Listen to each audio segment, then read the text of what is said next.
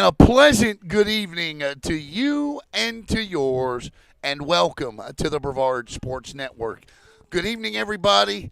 And if I could go back to an 80s phrase, partly because I'm an old guy, if I could go back to an 80s phrase, I believe what we have here tonight is not a failure to communicate. That'd be a 60s phrase, Chris. But a humdinger of a regional final as the Eau Gallie Commodores and the Lake Wales Highlanders will rematch in this game, a game that they played nearly a year ago to the day, won by the Commodores 3-1. Ladies and gentlemen, please welcome my broadcast partner and partner in crime tonight, Chris Bonanno. And Chris, you had an interesting observation about Lake Wales before the game. This is Eau Gallie's stiffest test since the Kissimmee Classic. What do you see here tonight? Well, first off, thank you for having me on the broadcast, Alan. This is exciting in the sense that you've got two teams that need to get to the Final Four, but only one can get there tonight. You see a team that can really run in Lake Wales. When you took a look at their stats, jumps off the page, you're going to see it right away. Opening up here. To Craig. Oh, sorry about that. Yep. You're going to see their leadoff hitter as the lineups are being introduced right now here. Kira Davis, the leadoff hitter, 23 stolen bases on the year, leading off. When they get on base, if they do get on base, they're apt to run there. Over 80 stolen bases on the year for the Highlanders. And so that'll be something incumbent upon the battery of Eau Gallie to watch out for. Kira Davis, she just is in the stolen base threat as well. No, over 500 on base. 51 hits this year, 36 runs scored, 35 RBIs, 11 doubles, 5 triples, 3 home runs, and 23 stolen bases. Chris is looking at me like I've memorized all this graphic on the screen. I knew you did. She is. If I could make an equation here, basically the Lake Wales version of Spike Pritchard at the top of the order. Absolutely, and she is dominant. And Lake Wales is an outstanding softball team coming here tonight. There you see their statistics. On the screen there, they can hit the ball, and again, this is going to be Eau Gallie's stiffest test since the Kissimmee Classic. So we're looking forward to this one tonight.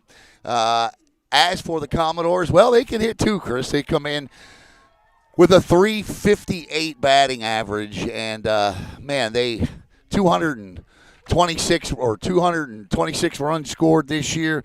And they have a lineup from top to bottom tonight that can just produce. And let me put that batting lineup on the screen. So there's the lineup for Eau Gallie on your screen. And I will read you, unless we're doing the national anthem. Nope. All right, so I will read you the starting lineup for Lake Highland Prep tonight. Leading off will be Kira Davis. She plays center field. Peyton Dunaway is in right. She'll bat second. Kaylee McCray is at third base tonight. Kira Williams will bat fourth. Maddie Cockrell will bat fifth. Sydney Green will bat sixth.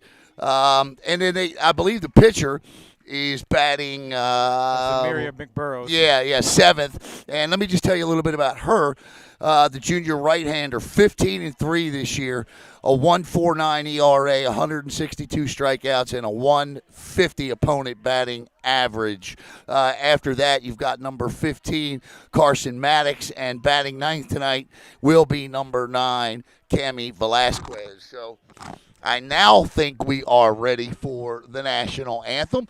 For those of you watching from Lake Wales tonight, we don't do any of the fancy schmancy technology. A lot of the things that we do are done through iPhones and iPads. And so this will be your view tonight.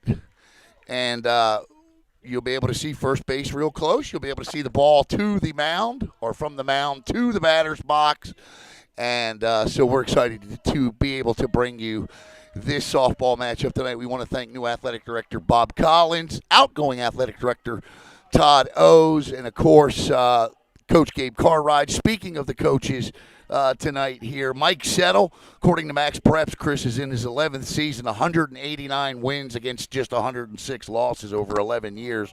Gabe Cartwright in his 4th year, he's got 89 wins, 26 losses. Gabe, two pretty good coaches going at it tonight. Absolutely. After the game last night, Coach Carway was very complimentary of that coaching staff, as you might expect he'd be the night before they play him. But I'll tell you what, they play good softball over in Polk County when you take a look at, obviously, Bartow and some other teams in that area. Very impressive. All right, we've got the national anthem here. And then I think we'll have a couple of minutes to play an interview prior to the beginning of this game. So we'll pause for the national anthem.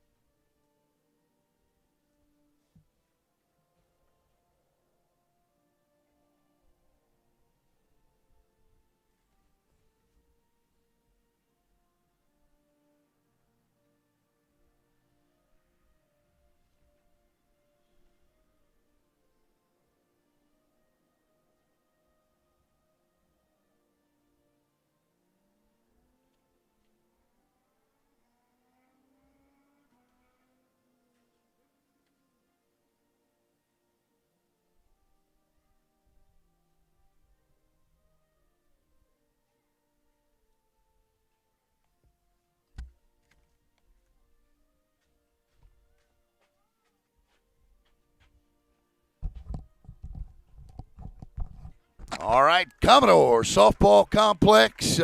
We'll step aside here real quick. I want to bring up, we got an interview we did with a former Eau Gallie Commodore, Kendra Walden, and Walden at Alabama State right now, and had a couple of minutes to chat with her the other day during the rain delay. Marzinski for the Brevard Sports Network. What do you do when you got a field that looks like this? Well, you interview former Commodores. And I got one of the former best Commodores standing here now at Alabama State, Kendra Walden. Welcome back. Thank here. you. Thank so you. Tell us about college life.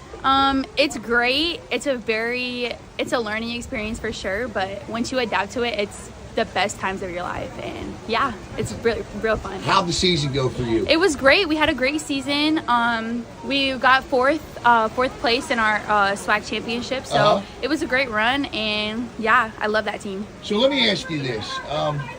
You played on some great Eau Gallie teams, and of course, obviously, you all leave behind legacies. Mm-hmm.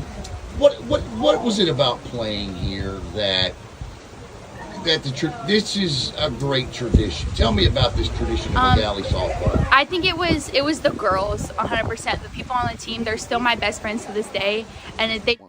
All right, my apologies. We're going to get this Kendra Walden interview in its entirety, but we're going to start a couple of minutes early here as the Commodores get set to take the field. And here to tell you all about it, I'm going to say it again, the man, the myth, the living legend, Chris Bonanno.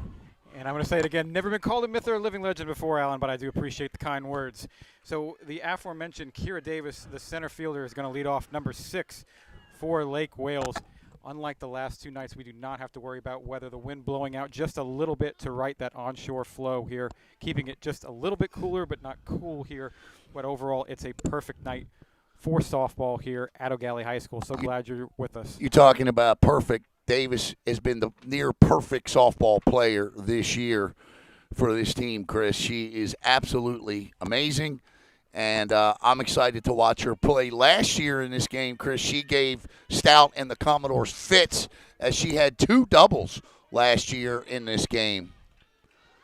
They're well aware, obviously, of her prowess, having seen her last year. I haven't seen most of these players last year anyway. As Stout winds and deals, we're underway. The pitch is in there for a strike. 0-1 the count. Davis coming in with a .477 batting average here. Plenty of speed, as we referenced, 23 stolen bases on the year. The 0-1. That ball is put in play up the middle and through for a leadoff base hit. And as she's done so many times this year, Davis has the Highlander offense off and running. And now we're going to see that speed immediately as they try to press Eau Gallie. Chris, right from the get-go, 86 stolen bases as a team this year. That's nothing to sneeze at. Almost certainly not. In at the corners here, this is Peyton Dunaway, the junior outfielder. No slouch of her own, coming in with 30 hits on the year. Here's a pitch. That's low, 1-0.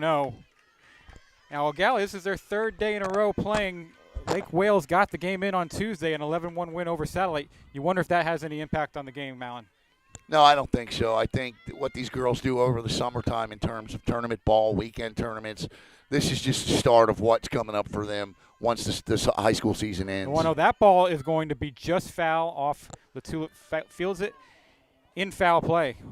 Now, for those of you at home, if you have a negative comment, great, leave it. I'll check it out later. But the problem is we can't see the comments during the broadcast, so my apologies for that. We hope you all enjoy it. The 1-1. Bunt shown, fouled off 1-2. I was just going to make a comment about that, Alan, not playing for that one run, switching it up there.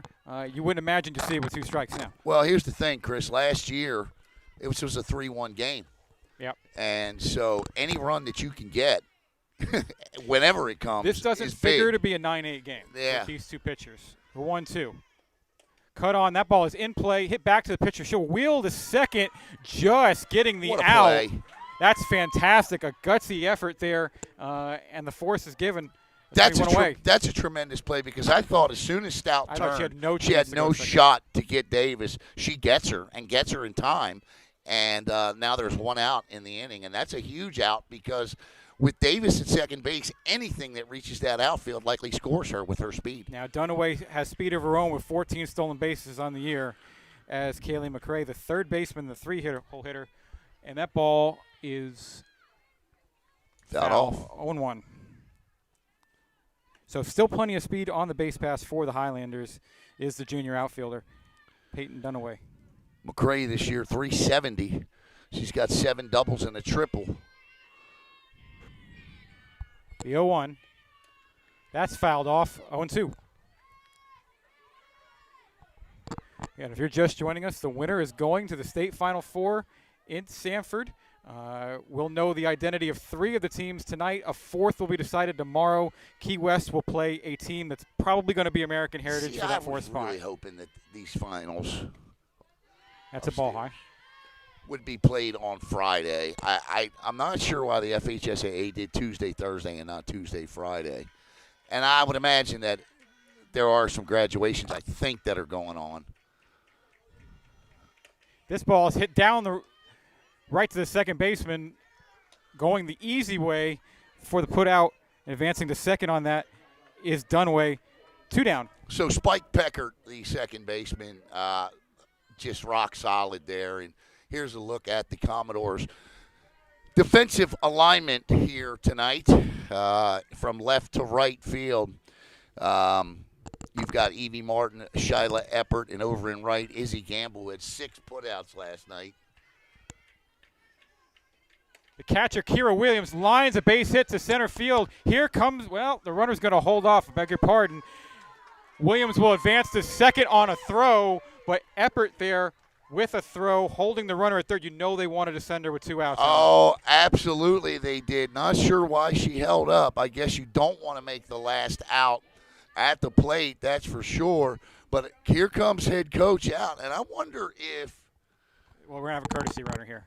Why? I wonder what he was asking him. Oh, the courtesy runner, okay. So we got Gamble in right, and from first to third, it's going to be Ava Tepley, Spike Peckert, Hannah Leach. Over at third base tonight, Abby LaTulip. Behind the plate, the West Florida commit Ainsley Odell. And Indian River State College commit Jordan Stout in the circle. That's your defensive alignment for Eau Gallie.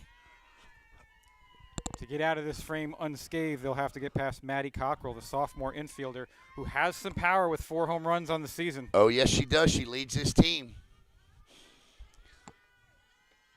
First pitch is fouled back. And she's gunning. She's gunning. That's a home run swing. The wind is blowing out. I mean, I know you can't tell, but it is. Yeah, perhaps not the gale that we saw on Tuesday, but right. It'll carry if you hit it to right center, although she's a right-handed batter. The 0-1 from Jordan Stout. That's fouled off, and the count goes 0-2. Now, if you're Stout, you're ahead.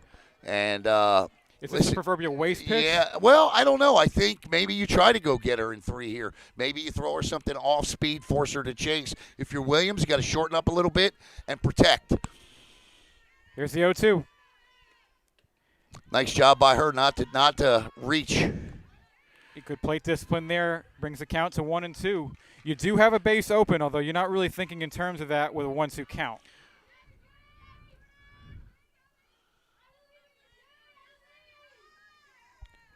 Should she reach, it'll be the shortstop, Sydney Green, next for Lake Wales.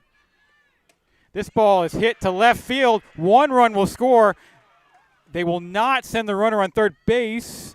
She'll reach back safely, and it's 1-0. Lake Wales, just like that. What an outstanding piece of hitting, Chris, with 2 strikes on you. You're down in the count.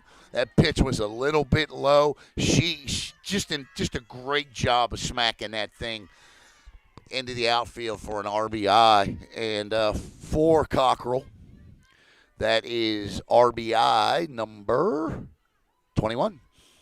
And there was a little bobble out there by Evie Martin. They didn't send that runner, but I don't think you could have projected that. But that's interesting not to send that runner. I'm there. actually okay with the fact they didn't send that one because she didn't have a shot. Now, with 2 outs, a lot of times first and third, you might send somebody, but I don't think so here. This ball is going to be put first pitch in play to Pecker, underhanded flip.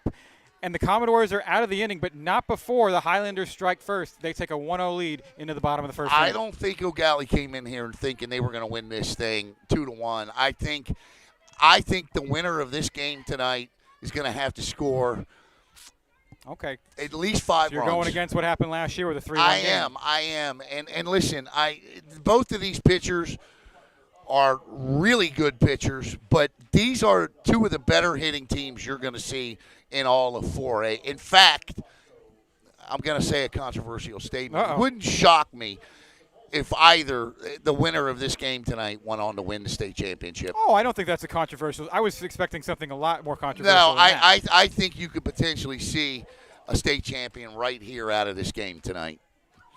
Well, I don't think many people would argue on that. These are 2 really good teams. Yeah. Help yourself, man. Although there's going to be other good teams, obviously. You look at a team like American Heritage, which by rule has to be good at every sport. Right. They're actually playing their $50,000 a year to go there, so you better be good. They're actually playing their regional semifinal tonight against Okeechobee for the right to play their final tomorrow against Key West. My heart bleeds for them.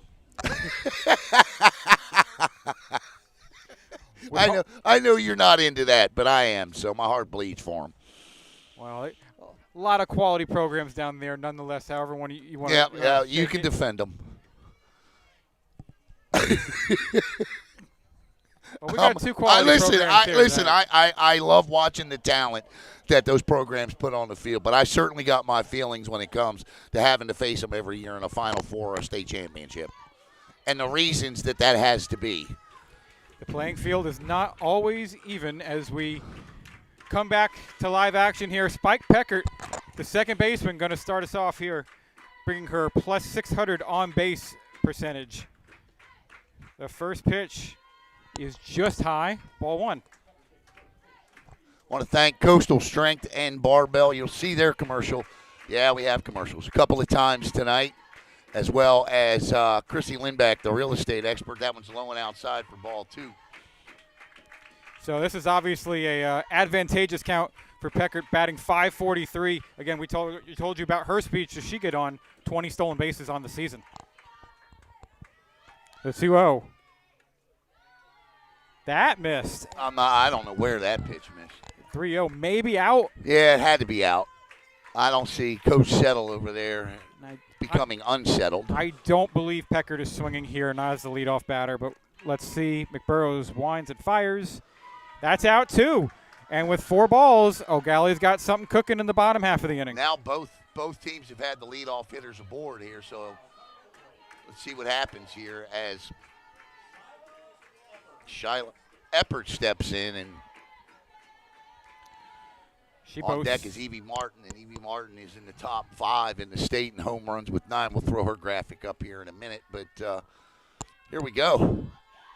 She excels both at the plate and in the field as Eppert She shows bunt, but the pitch is over the catcher's head, and scampering down to second is Eckert.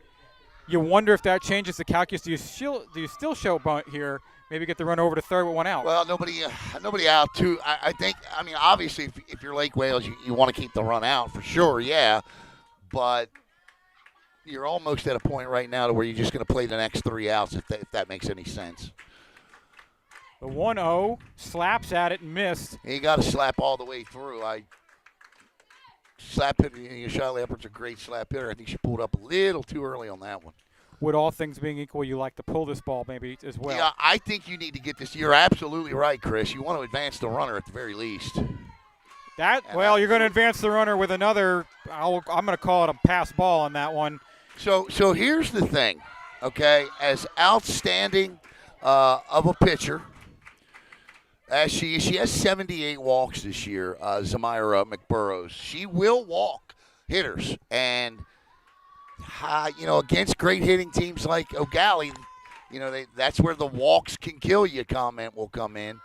Mantra that she can I think the magic number tonight is 6. 5.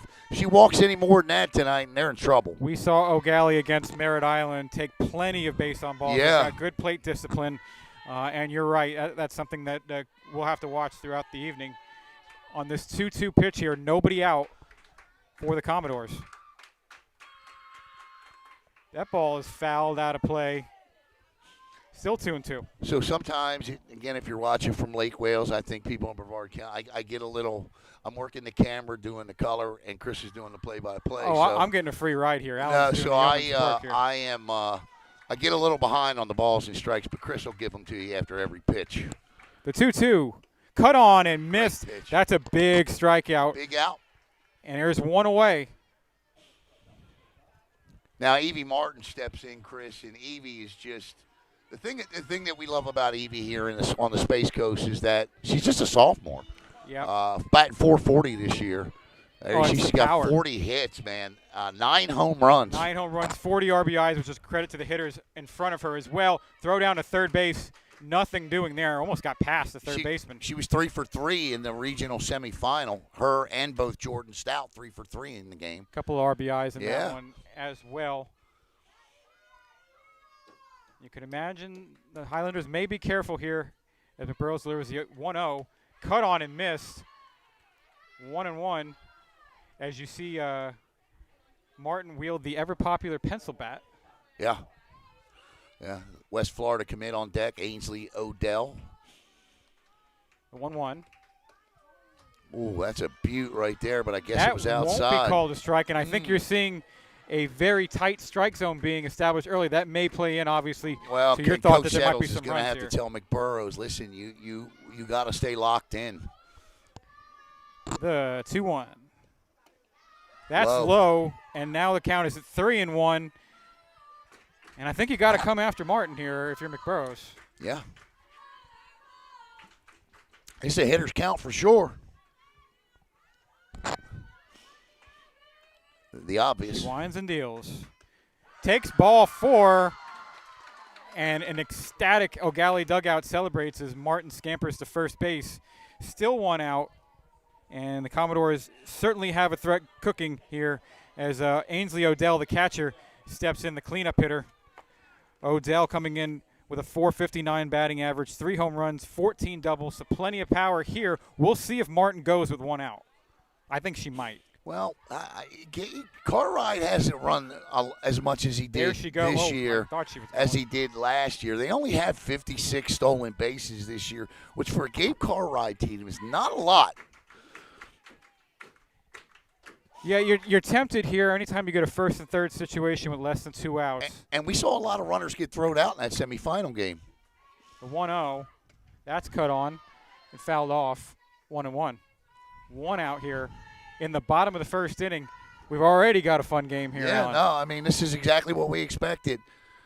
It's Maddox, Davis, and Dunaway from left to right. It's going to be McCray, Green, Manning, and Cockrell from third to first. Williams behind the plate, and McBurrows in the circle. The 1-1, that's outside. And the count goes to 2-1 on the right hand. Here's the thing that's wild to me is the defensive alignment in the outfield, and we talked about this. Yeah, they're plenty in. They are shallow. That's potentially dangerous against the cleanup hitter. And Not that ball when is she does fisted that. out to right field. It's in foul territory. That's caught. The runner's going to go home. And she's Got her. out. What a play. What a play. 9-2 on the put out, and just like that, Lake Wales is out of the inning. We got some things to talk about here. First off, catching the ball. Not everyone will caught that ball. Dunaway, I'm telling you, she tracked it beautifully. Not only did she track it beautifully, Chris, but the way she positioned herself to throw the runner out, textbook defense. You were just talking about the outfield being in. We questioned it. That's why you play the outfield in. Well, like I said, when she hit the ball, I said, you said it's dangerous playing shallow against a four-hitter, and it is. And so unless you hit the ball to shallow part where she was playing. And she didn't just throw out any runner. She threw out Peckert at the plate. Yeah, I'm not sure what the issue was. They may have been asking to see if the tag was applied, if anybody saw that it wasn't. But the bottom line, Chris, is that right there is a tone setter if you are Lake Wales. What it could have been, I'm speculating here, is if the catcher got in the baseline on the catch. Maybe the runner had to go around. Yeah, it could have been. Possibly. It could have been that I mean, too. it's kind of a, why not? But yeah. You thought she missed it? She got her. The way okay. the Lake Wales dugout reacted, I had no question that I was pretty confident she made the tag there. You got to see her arm. You know what I mean? The way her arm went. But either way you face it, Dunaway, the play by Dunaway was just. Boy, I tell you what, last couple days, right, as we sit along the right field line, we've been treated to some defense here in right field between yesterday, Zoe Allen, swinging that camera around to get the shot. Yeah. How about, folks, if I can just say something for Alan here for a second. You know how tough it is to commentate and be the camera person at the same time? Well, and he's done this before by himself, and I've done it before and failed miserably. He's doing a great job here. McBurrow's swinging first pitch. LaTulip fires 5-3, just as solid as she was over the last 2 days against Merritt Island. One pitch, one out. Well, that's what you need right there. That was Zamaria McBurrows there, the pitcher, and now this will bring up the left fielder Carson Maddox. Yeah. Yep, that's it. Yeah, they started quick there. They did not waste any time. That's a strike called. Sometimes the umpire isn't being too demonstrative here, so we're just having a way to beat. My apologies. 0-1. Jordan Stout winds and fires. That ball's in play, just foul. Just wide of the third base bag, and now it's an 0-2 count. So you want to get back some momentum here. An economical inning from Stout would go a long way towards that after a tough bottom of the first. According to my notes, Lake Wales is 8-0 on the road this year, Chris. They are road warriors, making about an hour-and-a-half trip or so from Lake Wales. As this ball is hit down to first base, that's going to be 2 outs quickly. And 4 pitches, 2 outs there as Ava Tepley steps on the bag. We say about an hour-and-a-half, but sometimes I-4 traffic has other thoughts. Yeah, I could never see an hour and a half making that drive. In theory, it should be an hour. And here's the impressive thing about them as well: 18-0 over Jones, 10-0 over Lake Region, 17-1 over Citrus, 11-1 over Saddle Lake. That's just since the start of the district championship. 56-2, they have outscored their opponents, as that is strike one. Now, Eau Gallie has been nearly as impressive. They have outscored their opponents, I believe, 39-5. Since the start of the district tournament. But Lake Wales is hot, man. They are, as Cami Velasquez settles in with an 0-1 count. Stout, another foul, and it's now 0-2. It'd be something if you got a 7-pitch inning here, if you're Eau Gallie, to get the bats back up. Yeah, you want to get back up. You definitely disappointed with the way the inning ended there in the first. And, again, there are no holes in this Eau Gallie lineup, so everybody's going to hit. The 0-2. No, just missed, I think, in. Yeah, he must. Outside, we are informed by the best in the biz, Craig Bailey. 1-2. That's low. 2-2. So what do we have here, Chris? We've got our first deuces wild of the night. We do, Alan. I know, and we had, I believe, in the first inning of the last game. Yes, as we well. did.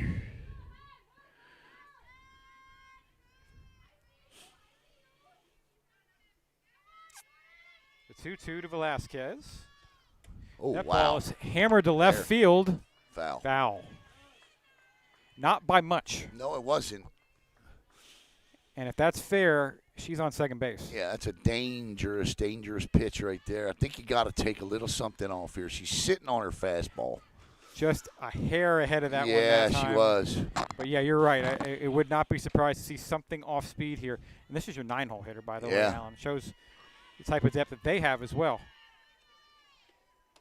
That's low, and the count is full. Good at bat here by Velasquez, working the count. This is just an excellent job here by is this who is this? This is Velasquez. Okay.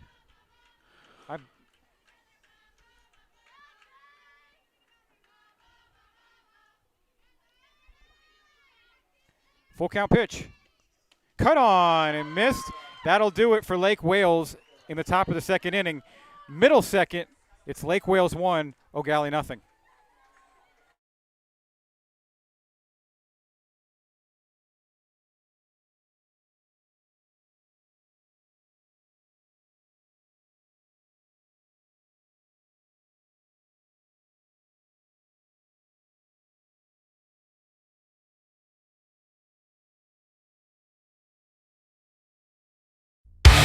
At Coastal Strength and Barbell, we don't do random workouts.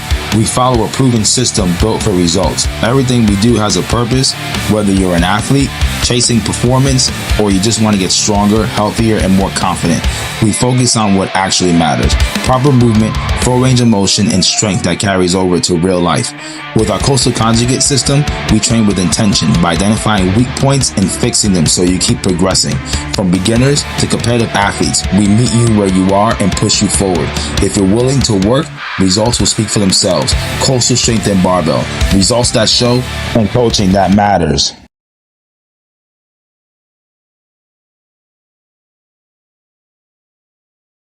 One. Welcome back. Abby Latulip, who's been so solid at third base defensively, is going to lead off the bottom of the second for the Commodores. We talk about power. Latulip comes in 8 home runs, 36 RBI, and a sparkling .422 batting average as she takes ball one. I want to thank Coastal Strength and Barbell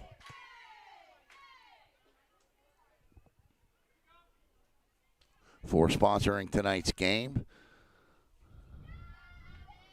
The 1-0 is cut on and foul back. 1-1. High stakes tonight, as we referenced. The winner is going to the state's Final Four in Sanford. Boomba State Park. Yeah. I just like saying Boomba. There you go. The 1-1. That's high. 2-1. At least it's not too great of a drive for the Commodores and their fans. You don't have to stay overnight or anything like that. But if our team goes, I'll be happy to provide an audio broadcast. If anybody's interested, let me know. Maybe 2 teams will be there. Yeah. We got We'll try and playing keep you Bartow updated tonight. We'll try and keep you updated on Yeah. that game as well. That's foul back, and the count now 2-2. We'll see if that double play to end the inning really settles in McBurrows, who had a little bit of trouble finding the strike zone in the first inning, but she obviously got out of trouble. McBurrows has thrown 24 pitches. Just 9 of them have been strikes. That's high. And once again, the count is full. She has been potentially effectively wild. Well, she's going to have to close that gap between balls and strikes. Right you are. And we'll see if the leadoff batter gets on here on this full count pitch. That ball's hit out to right field. And coming on once again to make the catch is the right fielder, Hadaway. And that'll be, Dunaway. And that'll be 1 down. As the right fielders continue to be active here at Eau Gallie. Jordan Stout steps in, and Stout's got home run power too, Chris. And the Indian River State College commit now wants to help her cause in the circle. It's a recurring theme here. I feel like every time you bring up a Commodore, you tell them what great university or college they're committed to. Well, there are 7 of them. We'll show them to you between innings. The only one that I know of or could find for Lake Wales is Davis, the Polk State College commit. So please drop in the comments the other players that are committed. I would imagine there are others. Yeah, I'm sure there are. They certainly have plenty of college talent. Strike 2 to Stout. I just couldn't find. I checked Instagrams. I checked Twitters. The 0-2. Cut on and missed. And there's 2 outs in the bottom of the second for the Commodores. Well, that's one heck of a way to bounce back, isn't it? From the ball to strike ratio through 3 straight strikes. So the Commodores will see if they can get a 2-out rally getting going as Hannah Leach steps up, the shortstop. Another commit, Pasco Hernando State College. Telling you, this man is an encyclopedia of high school sports knowledge. That's a strike to start off the at-bat. And her fellow college roommate is on deck in Izzy Gamble. The 0-1. That's just high, 1-1. That's got to be nice going to some place that's a little foreign to you with a high school teammate. I think that's got to be a boost. Either that or by the time they're juniors, they'll, Yeah.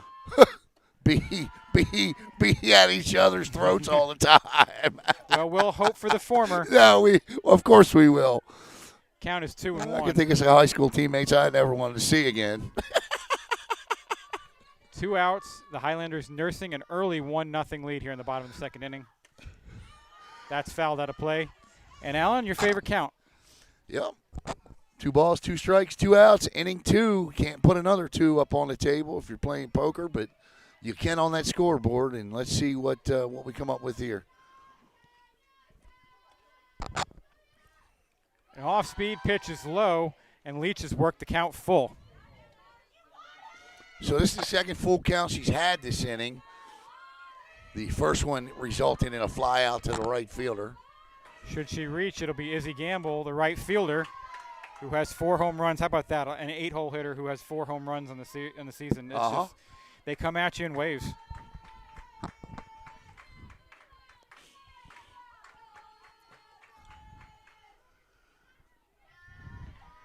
We'll do the full count again. That's low, and she'll reach. So with 2 on, here comes Gamble. The harness is back on, Alan. Yeah, she's got it back on. I asked her last night after the game why she took it off. She just said she was feeling good, and she didn't feel like she needed it. And wind is blowing out for Gamble. 3 of her 4 home runs this year have come via a BSN broadcast. So we have been good luck for Izzy this year. We'll see if the good luck continues here as Gamble, sporting 17 RBIs on the season, takes ball 1. You got to believe the Highlanders might be keenly aware of what's going on here at the runner at first base. Does she try and take off here with 2 out?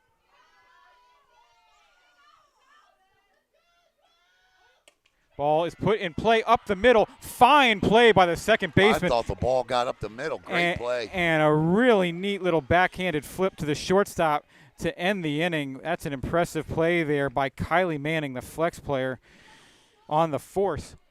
And your score remains 1-0 in favor of Lake Wales. That's kind of defensive plays that are going to win regional finals right there.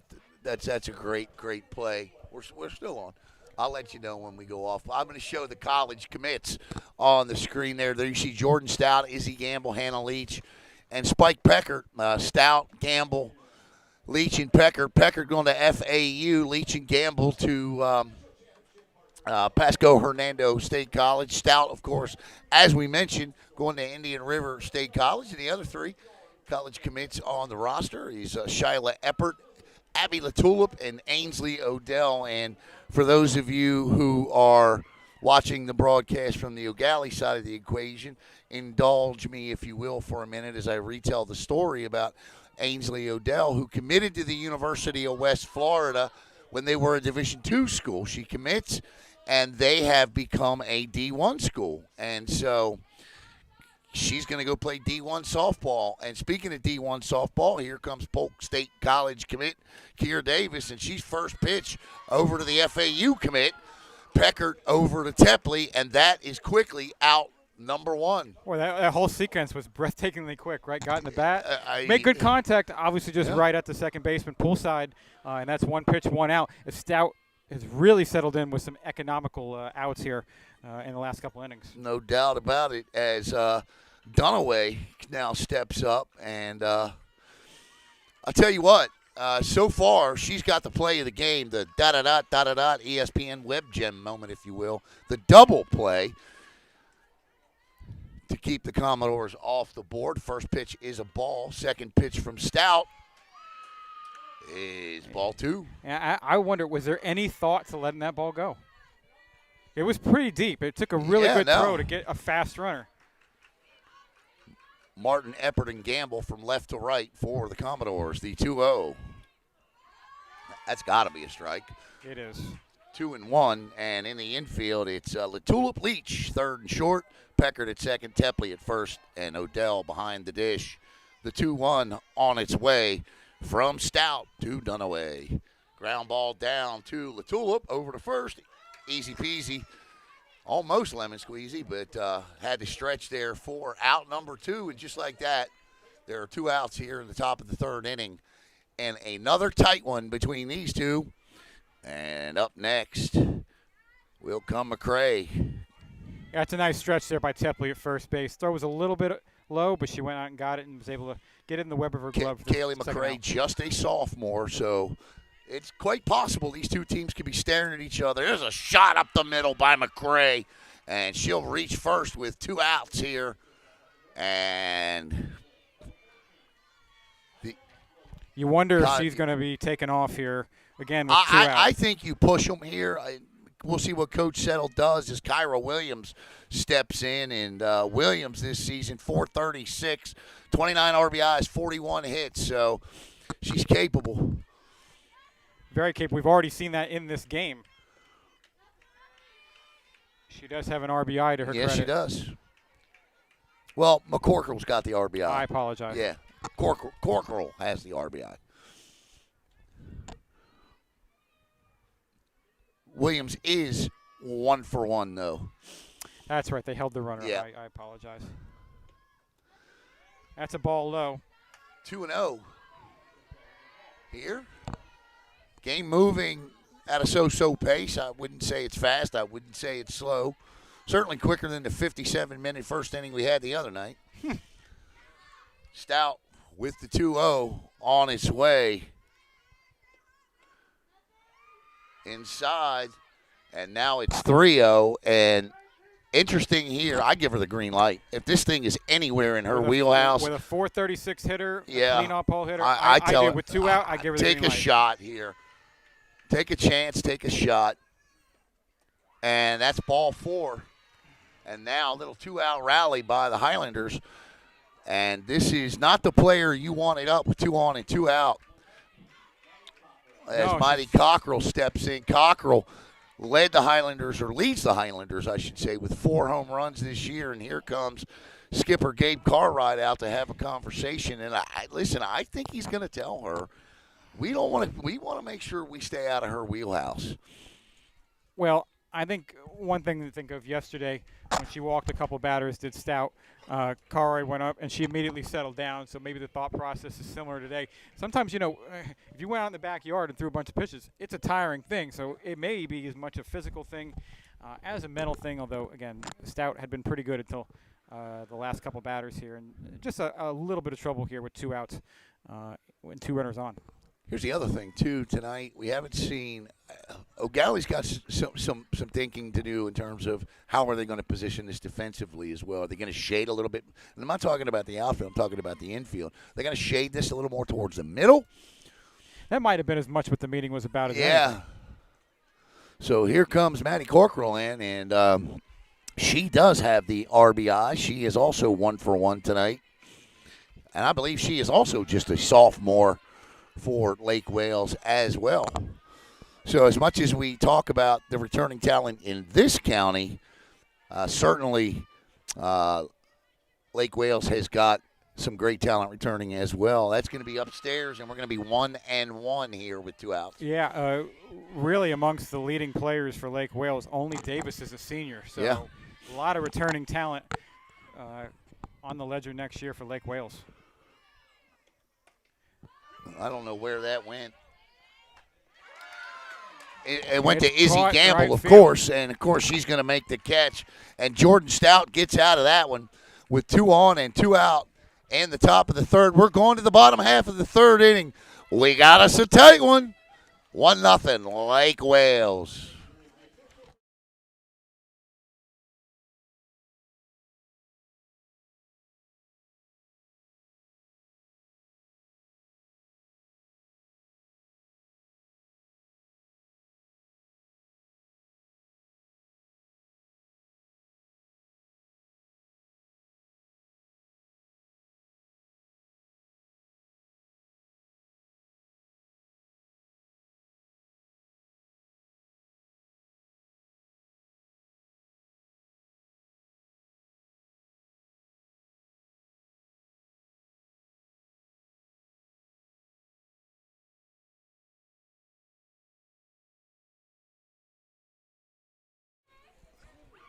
All right, we're good. All right, welcome back. Looking for an update in the 6A-2 game. Bartow leads Melbourne 1-0. As coming in to bat, Callie McWilliams steps in and Point of reference, Lake Wales lost a pair of games to Bartow on April 20th, including one that went extra innings. So I think Satellite has a win, you said, over Lake Wales. Astronaut does. Astronaut. That's their lone game against a Space Coast team this year, 4-3. What a first pitch, showing bunt, and that one is launched over the screen for ball 1. That one just slipped completely out of her hand. You see the infielders well schooled. When you saw the bunt flash there, they all crashed hard. Interestingly enough, Melbourne has scored just 2 runs in their last 2 games and have just 1 hit tonight. The Pitch, back to the pitcher, and that'll be 1 out. I think it's going to be 3-4 on the put out there. An interesting decision there. When she flashed on the first pitch, I kind of thought it was for show a little bit and taking, but I would have bunted. I would have tried to get on. I think you're starting to get – here is where we're going to find out. This is the second time through the lineup.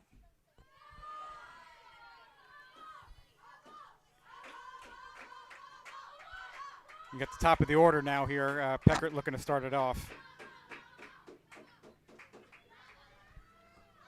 Spike Peckert, who is just an unbelievable hitter.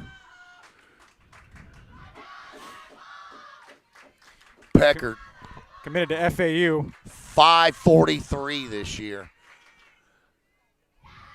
And Coach Carrod's not one of those coaches that just gives out hits. That ball is fouled off, and the count will now be 2-1. 1 out here in the bottom of the third, 1-0.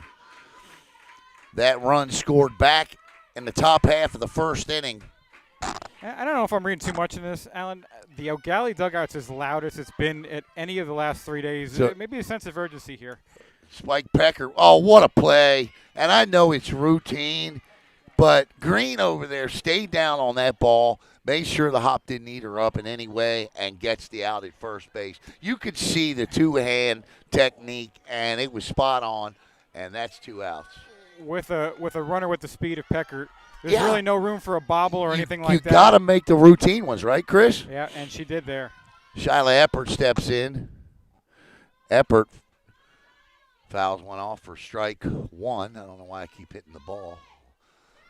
Clicker there.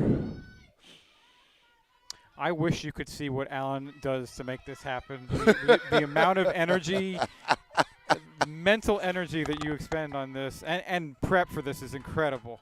There's a little slap shot over the Highlanders dugout, and now Eppert in an 0-2 hole. 2 outs here, and this is exactly what McBurrows wanted. It has to be a bit deflating for Eau Gallie if they go down in order 9-1-2 here. Strike three, no question. End of the inning there, Chris. What a great inning for McBurrows. 1, 2, 3, go the Commodores.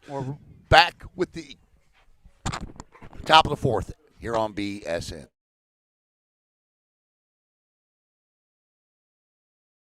Hi, I'm Christy Lindback with Compass, your East Coast real estate expert.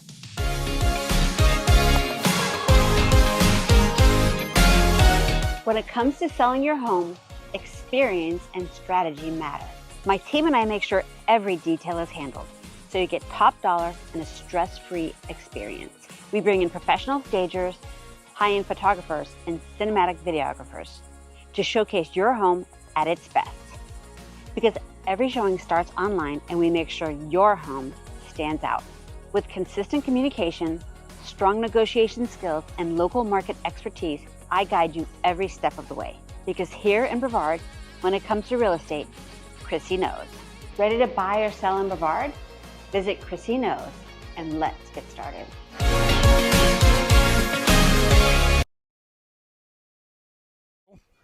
All right, welcome back here to the top of the fourth. And first pitch swinging there is number 16 for Lake Wales. That's Sidney Green. Green made the nice play over at shortstop. And again, a lot of people say, well, that's just routine. But ain't nothing routine in a regional final game. No, not with that pressure that the runner puts on you there. I mean, it's not like we're talking 90 feet bases here, right? No. No, I think that's something people don't appreciate. Right. The expeditiousness with which you got to get everything together if you're getting a ground ball. That's a hard-hit ball, too. Yeah. I better not count my chickens before I hatch here. I thought the umpire ball. Was beginning into his motion, and then he decided against it. Yeah, I almost said strike. Looked like a strike. Oh, my. She gets into one there, and the left fielder hauls it in for out number one. Evie Martin, that ball looked like it was tattooed, Chris, and just fooled me on the way it was hit. So something we've seen here thus far that we didn't see against Merritt Island is they're pulling the ball. Yeah. And that one was hit, but it was an Adam ball right at the left fielder. Yeah, one out. And stepping in now is Zamaria McBurrows, the pitcher, and she has an opportunity to help her cause. And listen, she can hit too. Against Satellite, she closed out the scoring with a 2-run home run in that game. And she comes into this game, Chris, with a 6-game hitting streak, 7 for her last 15 now after her first at bat. So she's trying to extend that 6-game hitting streak to get to 7. You wonder what type of mental focus that takes. You're obviously so focused on what you're doing in the circle, but then also you don't get that break between innings. You're up at the plate. Well, I read an article last night, a great one by a guy from the Star Ledger. I apologize, I don't know his last name. His first name is Joe. Well, it was where I got this tidbit of information. But she raised her batting average 46 points over that course. And now it's 2-1. 1-2? No. 3-1. 3-1. Yep, 3-1. So she'll reach base with another ball here, but she wants that hit. Hitters that tell you they're not aware of streaks or they're not being completely honest. Don't you think on base percentage is taking more of the yes. help than average? Oh. Speaking of on base percentage, she That's just raised walk. it. Yes, I accidentally flipped the camera. Uh-oh. Yes, I do, and I think you can thank the Oakland A's and Moneyball for that, and Billy Bean and on base percentage plus. So yeah, and listen, I'm a fan of it. You got to be on base to score, right? Now we are going to have a courtesy runner. Yeah, it's going to be number 11, Bailey Prine. I think the reason the A's faltered the way they did once they got to the playoffs was because they didn't believe in the small ball. In the playoffs, you've got to play it sometimes. You're facing better pitching. Yeah, absolutely. And they just didn't. They wouldn't bunt. They wouldn't steal. Billy Bean had that philosophy. Just get on base. and will knock you in. Well, it doesn't happen always in the playoffs. Down the line, that's a fair ball, and picked up, but on her way to third base and safely into third base, and with a one-out double. That is Carson Maddox, and now it's second and third with one out, and trouble brewing for the Commodores. I almost want to call it complimentary offense, right? Because of the runner on, the situation might call for a bunt, maybe a step or two in for having one from her normal depth. That might have been the difference there, and her feeling it versus getting down the line. Latulip's been outstanding at third base. Couldn't quite corral that one. No, and I think she was a little further off the line, thinking of the double play, the quick turn there, and she just squeezed it past her glove, between the bag and her glove. So why is she back at first? They're calling this foul. Yeah, they did call it foul. Okay. All right. Well, they got me excited. So that's a strike. And instead, I think she would have beat that out anyway. Yeah, but she it was would have beat nearly that out. the They get the 1-6-3. force there. But I'm still flabbergasted over the foul call. Didn't he call it fair? He did. I mean, obviously the dugout exploded, the play extended, Right, and then you just kind of. Coach Settle's not arguing, so I guess it's a foul ball. Our apologies to you at home, because we certainly thought that was a fair ball. Similar play on Tuesday. We thought the ball was fair, a bounding ball that Merritt Island hit. So yeah, a couple breaks going Eau Gallie's way. That's a big one. Cami Velasquez steps in, the 9-hole hitter. Oh, she gave a great at-bat last time up here. She drew a walk out of that. So just because it's the 9-hole hitter doesn't mean that she's not more than capable. 2 outs here, runner on, 1-0 Lake Wales, and this one looks a lot like it did last year. Sure does. Runs at a premium. Tells you what I know about it. I thought the winning team would have to score at least 5 tonight. We've still got a long game to go. Not that much. Based on what I'm seeing, I mean, I'm a stick out kind of guy, I'm gonna stick it out, but I don't see that being the case. Shot and past the glove of the diving Leach into left field for a nice base hit. And what a job tonight by the 9-hole hitter, Cami Velasquez. A walk and now a single, and now runners at first and second with 2 outs. And now you're going to bring up Davis with 2 runners on. That's what makes that one of the best dangerous. hitters in the region coming to the plate with 2 outs. Great point, Chris. So this is a big spot for both teams here. Lake Wales looking to obviously pad their lead, and if you're stout, gosh, I don't know that you're giving her anything pull side here. I'm going to try to stick with the outer half, but there's probably not a lot of holes in her swing, honestly, with the type of batting average she has. Well, based on the graphic on the screen, there are no holes in her swing. And she has swung at the first pitch both times up tonight. So it'll be interesting to see if she goes for the first pitch here with Stout. Again, 2 on, 2 out. Top of the 4th, 1-0 Highlanders. Upstairs, ball 1. Good eye. I can't do anything about the coach standing in the way, folks at home watching, so my apologies. Yeah, he's a little off the out of the box. Yeah, he is definitely standing in the way. So if anybody knows him at home, text him and tell him to move closer to the box.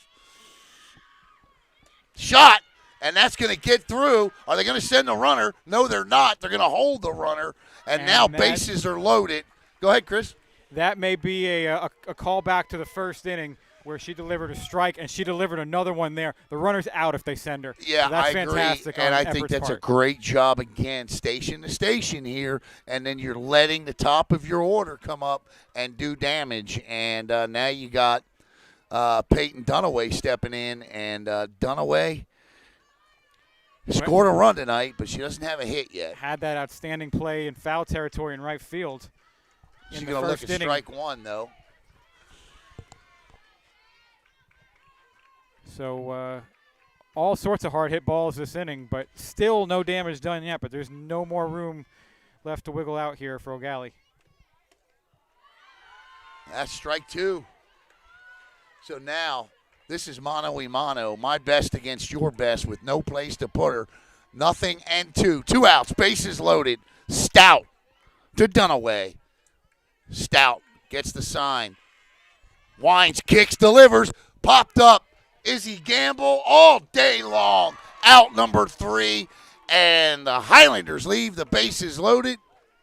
I don't know if you're aware of this, Alan. Every important play on this field happens in right field. It did the other night, and it is again tonight. As the Commodores escape danger, and it's still 1-0 Highlanders.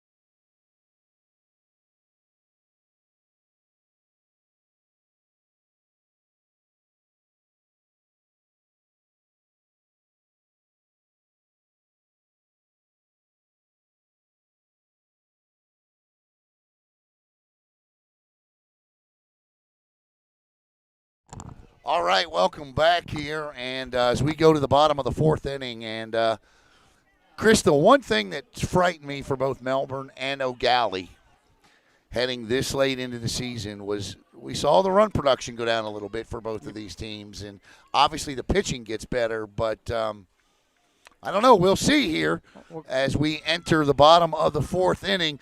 Zamaya McBurrows yet to allow a Commodore run, and now as she steps in, she'll face Evie Martin. Martin, first pitch swinging, second baseman up and over to first. One pitch, one out, and that's an outstanding play by the second baseman to get the easy out. Well, we've sure seen our fair share of first ball swinging here from both teams, actually, in this contest. You know what? I think the attack to that, Chris, is as a hitter is you're trying to do something a little bit different.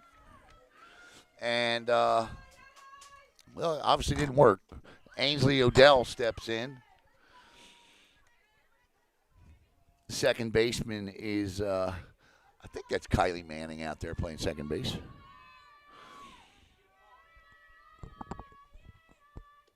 Odell inside, 1-1. Yeah, that's Manning. These teams are great fielding teams. Lake Wales came in at a 943. Eau Gallie at a 952. Popped up into right field.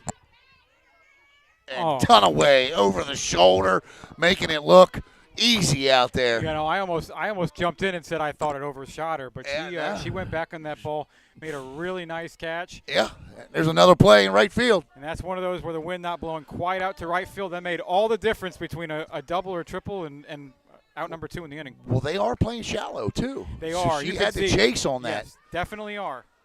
That was a great over-the-shoulder catch. Odell almost made them pay. That's a strike. That's a nice, both figuratively and literally, nice change up there going off speed to start the at-bat. Haven't seen too much of that. Abby LaTulip steps in. 0-1, 2 outs here. Bottom of the 4th. Shot, and that's going to get through. And, nearly threw her out from right field. Well, that's what playing in right field will do. That'll make you hustle down the line. I didn't even put the camera back. She almost had her. So a combination of a hard hit ball, and that would be another reason why you do it. But that's another reason to hustle down the line every time you hit it. Jordan Stout steps in, and Stout now with an opportunity here to extend the inning with 2 outs in the bottom of the 4th. Commodores need one. They got to get on the board. Stout shows bunt, pulls back, and it's 1-0. Now, she had a successful bunt yesterday. I don't know that this is the situation for it, but maybe. Yeah, I wouldn't take a chance. These are 2 great fielding teams. Yeah. Chopper will go foul, and the count will be 1-1. You got Williams behind the plate, and she's a great defensive catcher. Again, anytime you get 2 high school teams that are going up, Lake Wales is fielding the ball at a 94% clip this year. I don't know that I would lay one down here.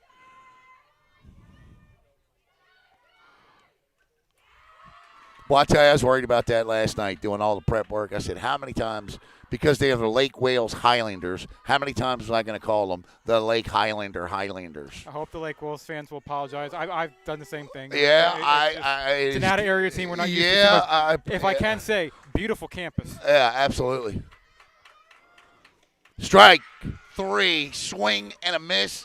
End of inning. We're going to the top of 5. Still 1-0. All right.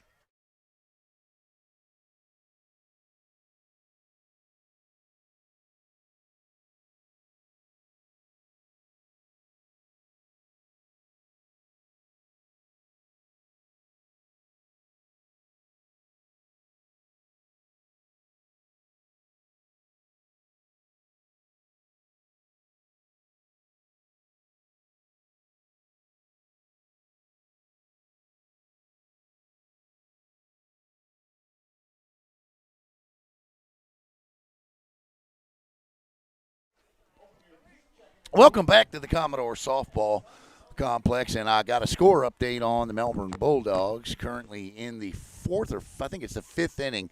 The Bulldogs trail it, 4th inning. Bulldogs trail it, they trail it 3-0, and right now show no signs of being able to come back. Melbourne's only scored 2 runs in each of their last 2 games, and they're in a 3-run deficit. They certainly have the players and to do it, but they are losing 3-0 to Bartow at the moment.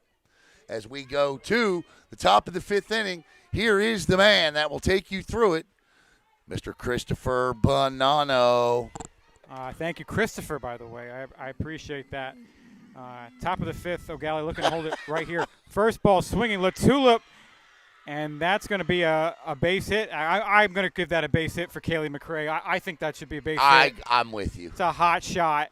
Kaylee McCray appreciates that. I think everybody appreciates that. I think everybody will appreciate That'd be a tough error on the Tulip. And right away, McCray, the 3-hole hitter, gets on. That'll bring up Kira Williams, the catcher. And Kira is a hitter. We've talked about it all night.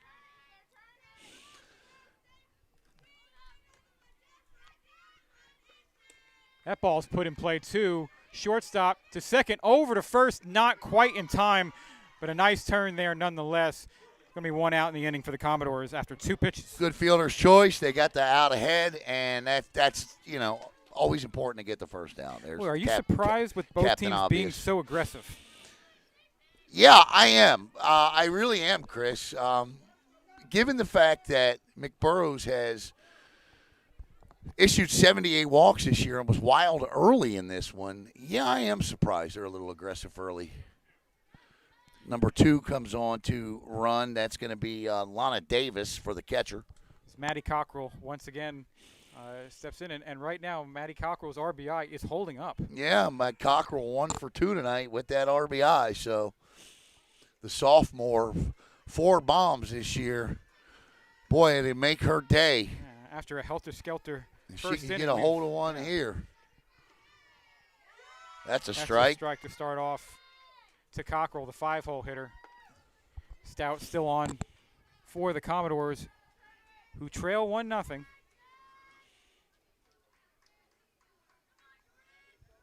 The 1-0. Back to first base, and it's going to drive in safely, is the pinch runner, Davis. Or more accurately, the courtesy runner. To 0-2 pitch coming up from Stout to Cockrell. Wines fires. That ball's in play to the shortstop once again. Out at second. Oh. Would have been out at first. The ball gets away. The runner go for second. They may have her. They do. And that's going to be a double play in a very unconventional manner. Alan. Ready to score this? You go 6, 4, 3, 3, 6. I'm really glad you had that because I don't know if I would have been able to get that one. 6, 4, 3, 3, 6 just on the double the way play. You draw it up. And that's as conventional as 6, 4, 3, 3, 6. Sounds like a phone number back in 1975. We'll step aside and be back with the bottom of the 5th.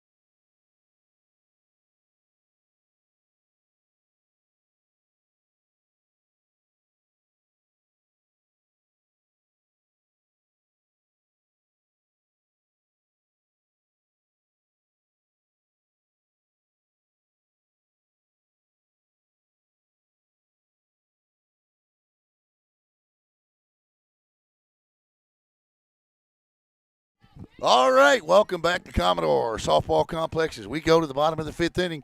Dare I say it's getting late, and here to take you through the next inning and a half, Mr. Chris Bonanno. First pitch from McBurrows, swung on and missed as the sun sets here. Nice sunset tonight here at Eau Gallie High School. The sun's going to set very soon on the season for one of these teams. Very tight game right now here as McBurrows readies the 0-1. And that is outside to Hannah Leach. So Chris has just been turned on to Game Changer, the official statistician of the FHSAA, and it's a beautiful thing, isn't it? Yeah, if you saw the way I was trying to call this game before. That's all right. Second game back, right? That's all right, buddy. I think you've done an absolutely phenomenal job Thank you. for broadcasting for the first time in 6 years this week. Welcome back. Thank you. 1-2 pitch, and that's fouled away. Leach fighting to stay alive here. The count's still 1-2. As long as that thing's not hitting a brown Tucson. I think you'd have to hit it pretty far to where you are. I'm right next to the gate. Didn't hear the thump. Yeah.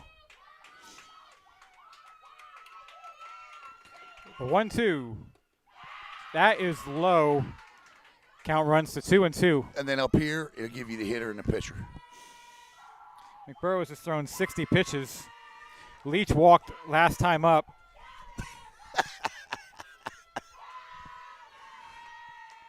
The 2-2. That's high. They are loud in the Eau Gallie dugout right now. Count is full. It'd be huge to get the leadoff hitter on base, but then you got to do something. And I think that is the message for Coach Carride, too. This is some at bat here from Leach, fighting off a couple two-strike pitches as the count remains full. I think Coach Carride's over there thinking, if he can get this runner on, what do? You have to at some point start to press offensively on the base paths. Well, if I get her on, that means I know I'm going to get peckered up without a double play with a runner on base, and you did just that. So to finish my thought, I'd move her over if I could. I agree. I think Izzy Gamble has either got to lay one down here, and I think that Hannah Leach has to be off on the pitch.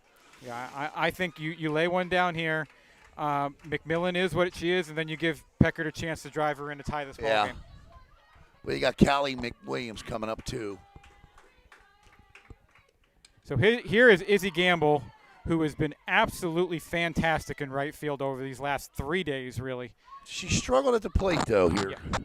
And swinging away on the first pitch. She's got her hand on her hip, and Coach Carride kind of called that last signal out with a little extra gumption. So I'm just wondering if she missed a sign.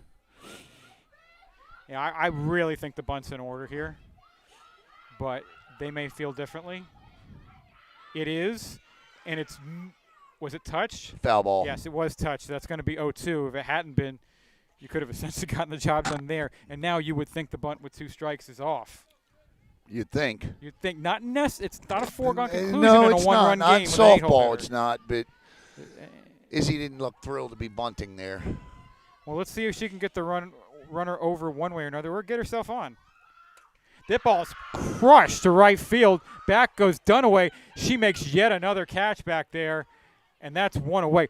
Boy, that ball was well hit. Yeah, it was. And you know what? You can play the outfield in, but she's proven she can go back on the ball now multiple times. That's what we didn't know about Coach Settle's outfield, right? Is we had said that they were playing in early or playing in shallow, which could be a mistake. But I guess what we didn't know, the unknown factor there, Chris, was the speed to get back on the ball. Absolutely. Callie McWilliams steps in. So now you've got – this is an interesting call. What does McMillan do here? She's definitely got to be bunting. The corners are in. She's No. not. That's a strike on a late strike call. That's a little low. The count is 0-1. I just don't think you can sit idle here at either first or at the plate. I think you've got to force this issue.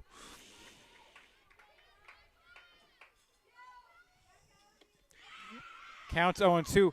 I would say not to send her because I don't want to take the bat out of Peckert's hands with with a runner on base. That's Yeah, my I thinking. hear you. I hear you. But you do want to get her into scoring position. And McBurrows has really settled in after the first inning. Oh, she's firing BBs right now. The 0-2, cut on and missed. Throw down to first, not in time. They nearly had her. Yeah. But there's 2 down. And that will bring up Peckert. So now Peckert, if you're Spike Peckert, you got 2 outs, and if you're Lake Highland, you got to watch the gaps. You do. Oh, I'm sorry, certainly- Lake Wales. Lake The Wales. proverbial no doubles defense. First pitch swinging. I'm just going to say the Highlanders. That's There all. we That's go. what I'm going to say because I am not insulting anyone Oh, no. by making that mistake, Oh, is and it? I again apologize for Nothing to for- apologize for. You're doing a great job giving I everybody a appreciate free that. broadcast here. It's an 0-1 count. That misses 1-1. So again, you would But- think they're still playing in on her, Alan. They're really confident in this defense. But they shoot it over their heads. The game's tied. Well, we'll see. I'm a little surprised they're not deeper in this specific situation. The 1-1, that's high. That'll bring it to 2-1. Leach doesn't string too far off the base there. And there's got to be a little sense of urgency here for Peckert. If it falls the wrong way, this could be her last time at bat. Yeah, no, that's a good point. 2-1. That's fouled. And now the count is Deuces Wild. Yeah. 2 balls, 2 strikes, 2 outs. Biggest Deuces Wild pitch of the season for Spike Peckert and the Highlanders.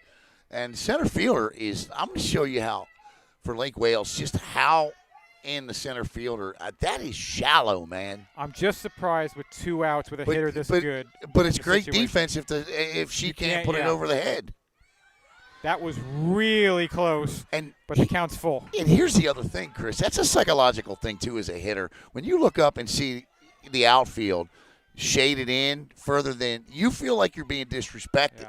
So you may go after a little more. Runner's going to be released on this full count pitch. 2 out. That is just low.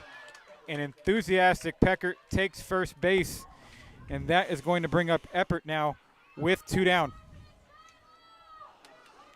Played a fine center field tonight. We've seen her arm save a couple of runs.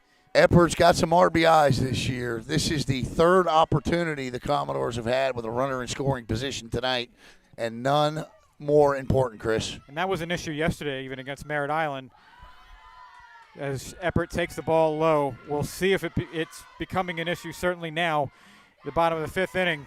But Eau Gallie's realistically 1 swing away from taking a lead here now, Yeah. as they're going to have a little bit of a meeting at the mound. And while we're at it, let me just say, it's so nice that we're having this game in these conditions as opposed to the monsoon that we had on Tuesday. I think it means a huge difference. You saw the pitchers having It's trouble not as putting the humid ball. out tonight as it was last night. No. My goodness gracious, was it Yeah. humid. 1-0 is the count here. Lake Wales Highlanders with a 1-0 lead on the Eau Gallie Commodores. Shyla Eppert at the dish.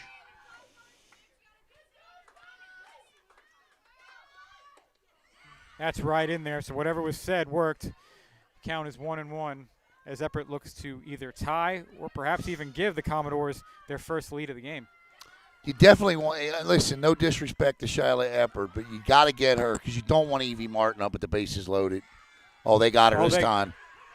He's out, Yeah. and she was out. Now, I'm going to be honest with you. She got back, but I don't know. It was really close, Alan. well, she got back. She tagged her on the shoulder. If this were Major League Baseball, the replay would clearly show the arm back in. And when you go home tonight, watch it. The arm got back on the bag. But the umpire, the ball beat her there. And the umpire had the angle behind. So they're going to talk about this. But, yeah, she's safe. Exactly. That's the right call. That's no home cooking. And Mike Settle is upset, and I understand why he's upset. But the guy to make that call made the call, and that was the home plate umpire because she was safe.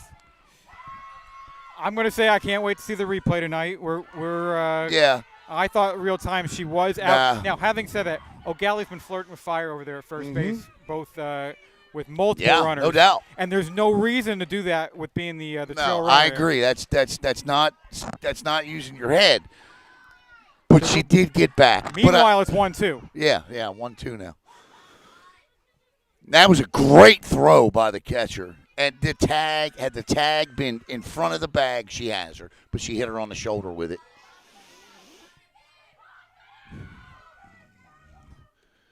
Now it doesn't strike matter. 3, and there's 3 outs there. And that might serve to give even a little bit more momentum to the Highlanders, thinking they got 4 outs. Whether they got the out or not.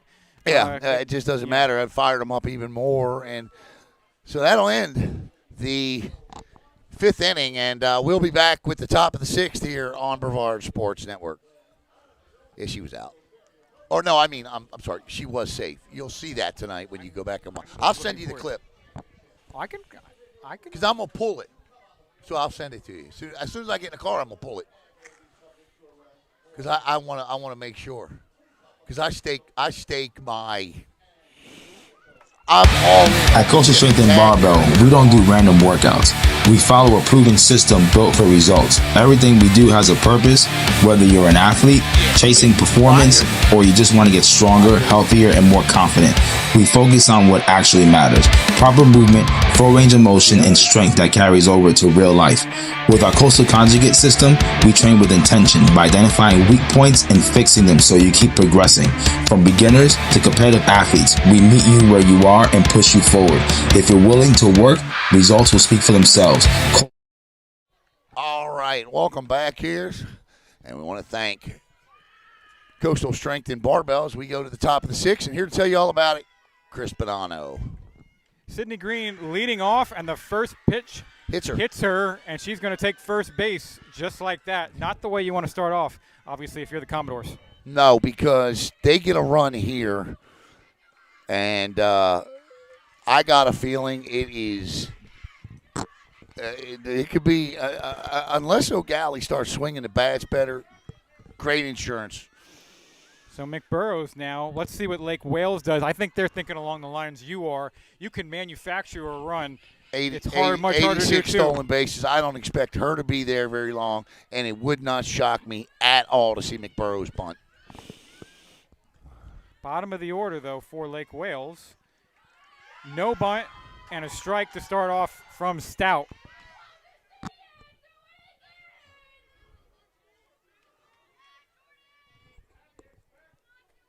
0-1 the count here.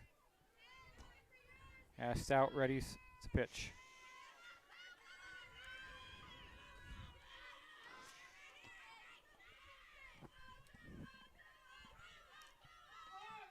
The bunt was on there. And I'm finding it really interesting how both teams on different counts are going to the bunt here. Taking a strike and then showing bunt. That's weird. Yeah, that's interesting. You wonder if that's a call or not, but it's 1-1. Let's see what they do here. I think she's going to show bunt. Yeah, I do too. Of course she doesn't. And it's a strike. So well, you knew she wasn't as soon as you said it. Yeah, no. Now the bunt's off. She hit a 2-run home run late against Satellite to end the scoring in that one. That's low. 2-2. You got to think this is a pretty important batter for Stout to get. You do not want to put 2 runners on with no out to start this frame when you really don't think you can afford another. And you're going to get a courtesy runner who's probably got some speed coming in for the pitcher. Just like last time, absolutely. The 2-2. That's high.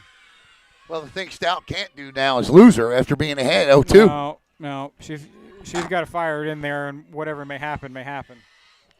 But I'll tell you what, we've been talking about outfield positioning all night. I don't know if your viewers can see it, but gosh, it's striking how much further back the Eau Gallie outfielders are. Just 2 different ways of going about it, but thus far it has not burned the Highlanders. In fact, it's largely saved them. Yeah. That pitch is fouled away. We'll do the full count pitch again. 71st pitch of the night thrown by Stout. And if I could give a quick plug to Game Changer, it is amazing Oh, yeah. Fantastic broadcast. And then once you get yourself dialed into looking at it, it's even better. Oh, my gosh. Only took me 2.5 days, Alan. It's all right. Teach you another secret after the game. Uh-oh.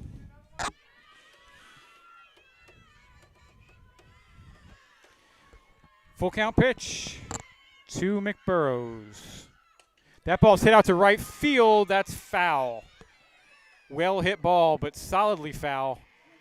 Gamble didn't really have any opportunity to catch that one. But the wind blowing a little bit harder out to right field as we say that.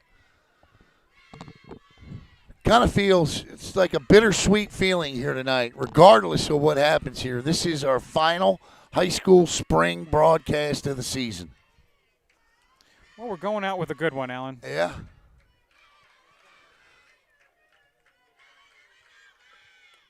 And this at-bat continues as McBurrows persistent fouls off yet another pitch. This will be the 73rd pitch from Stout coming up here.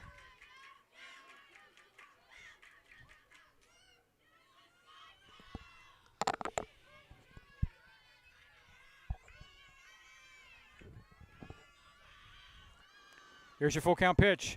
My Another goodness foul gracious. ball. What a battle, huh? Yeah, it's got to get a little frustrating if you're Stout here, just unable to put her away. She has a walk already in this contest. 11th pitch of the AB. That's the longest at-bat I believe we've seen in our 2 days here, Alan. As Stout fires once again. And that hitter as well. And that Lake Wales dugout is loud as they have the first two runners on here, 6th inning, and we've got a mound meeting now. That hitter in a face mask. You are going to get the courtesy runner, as you referenced, Alan. I believe that's Davis again. Is that Lana? No, it's not Lana Davis. That's Bailey Prine. Right, you're right. Bailey Prine at first base. And you got to believe now, as Maddox steps up, the 8-hole hitter, this has to be a bunt, right? If I'm a Lake Wales fan, I'm screaming bunt at my iPhone right now, or whatever your handheld device you're watching. I'm screaming bunt, screaming it. And Eau Gallie seems to indicate as well their corners are going to be crashing, especially you can see Tepley at first base. There is the bunt. It is foul, just foul, and that's an 0-1. Touched in foul ground by the catcher. We'll do it again. Got to push that thing out. And look, although this field has dried up nicely, the field conditions aren't ideal for bunting because you're not going to get a long roll here. Nope, the field has been wet over the past couple of days. A lot of rain here the last couple of days. The 0-1 here is the bunt again. Oh, That's she got down. it. Will it roll Oh, good play. That's a great play by Tepley to let that ball roll foul. You could almost make a case that is a season-saving play because the bases are loaded if that stays fair. I'm going to tell you something. I tried again. I don't necessarily disagree. And I normally would with 2 strikes. Yeah, I would too. And that's why we're here. Yep. Line drive out to base hit. 1 run will score. Runner to third. And thinking about going home as a runner at third, but she's going to retreat. We've got runners on first and third. Still nobody out. And the Highlanders have taken another step towards Sanford. They lead 2-0. Walks will kill you. That's all I can tell you. I mean, they just will. We talked about McBurrows having the issues with them, but it's the 2 hit batters this inning that have created the issues for Eau Gallie. And I wouldn't be shocked if we saw Izzy Gamble. Listen, George Stout's thrown a lot of pitches over the last 3 days. She's, and I'm not making excuses for her, and I said, but I don't know if there's fatigue involved. And Lake Wales is a great hitting ball club, and that was a great piece of hitting. We're talking stupid like bunt on 2 strikes, and she just smacks it up the middle. Well, this is Velasquez. She puts the ball in play to shortstop. Another run will score. Put out made by Leach, but not before Lake Wales adds to the lead. It's 3-0, and now here comes Davis as well. So it's a pretty big hole now for Eau Gallie to climb out of. Yeah, unless they get those bats going, it certainly It's is. certainly not impossible, but No. 3-0 feels like a lot right Yes, it does. And with the way McBurrow seems to be gaining strength as the innings progress, and now, like you said, you got Davis up with 1 out and a runner in scoring position. Davis puts the ball in play to left center field. That's Oh, going to be she dropped it. by Martin. Now, the runner will not advance, but Davis will reach first base on what I'm going to give an E7. Yeah. Overran the ball just a little bit. I improperly had first and third. It was just second. So I had the 2 runners that weren't on the base, and now it's first and second with 1 out following the error, and a rare error out there. So we've seen 2 things this inning that Eau Gallie has not done to reach this point, and that is put batters on, give away free bases, and make an error. Peyton Dunaway, who's been the defensive star of the night, she puts the ball in play first pitch. Peckard at second base. Fields fires, gets the second out, an important out. Both runners are going to advance. Now second and third with 2 out as Kaylee McRae steps up, and it feels like the Commodores are just hanging on right now. Yeah, it does.